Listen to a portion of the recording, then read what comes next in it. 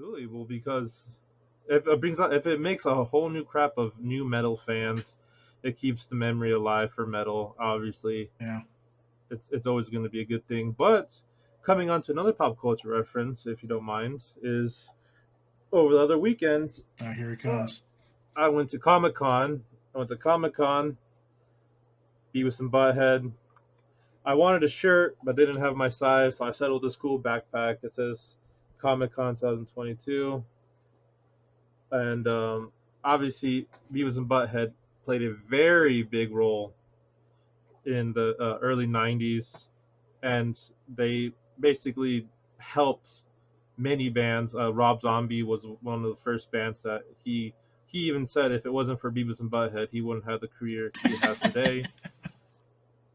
That's funny.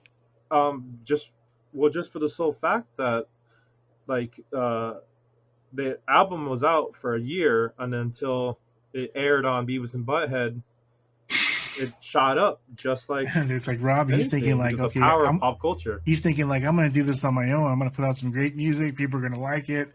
You know, it's going to spread out like wildfire, this and that. Nope, it doesn't. You know, it takes a Beavis and Butthead show and then it spreads out.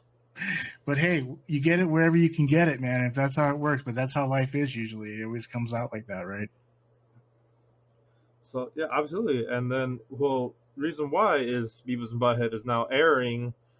They have a new movie called Beavis and Butthead Do the Universe, as well as a new series out on Paramount Plus, not sponsored, but hopefully.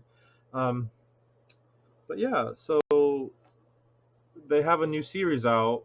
I watched it. It's just as funny as the original series.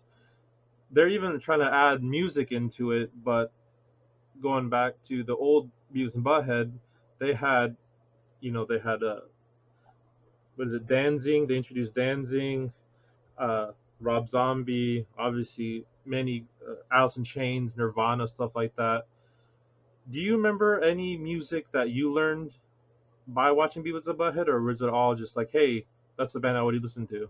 No, man, that's a good question because most of the bands that they would play I was familiar with just because that's what I listened to. But probably other bands from other genres, not metal, you know what I mean?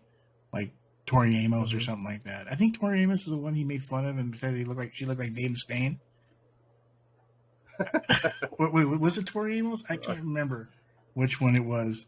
Um, Man, 200 plus episodes.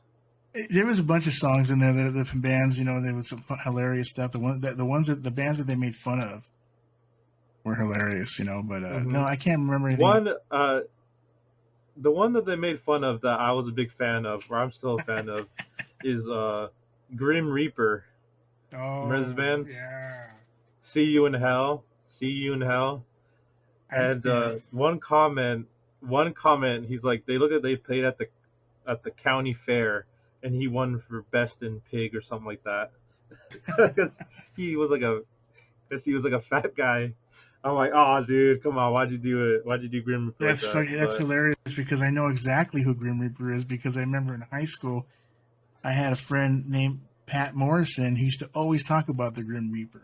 He just got a kick out of these names and these obscure bands, and I think is mhm. what it was. And he used to talk about the Grim Reaper. You know what I mean? But yeah, they had a lot of bands that were like a little more obscure. You know that you don't really hear from a lot, and they're definitely one of them.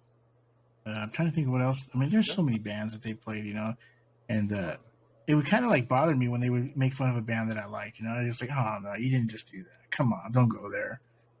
You know, I know it's hard, but yet, you know what? That's what made Beavis and Butthead. That's what made them, because it's like there's like they're yet stupid, but yet they're fun to listen to, and it's like, yeah, you know what? They're making fun of a couple of good bands, but you know what? It's all in good fun. Obviously, Mike Judd, he's a fan of music. He's a accomplished musician himself. I think he's a good jazz band. I don't know what instrument he played, but he's in a jazz band. yeah. So obviously he loves music. But this is just Beavis and Butthead humor.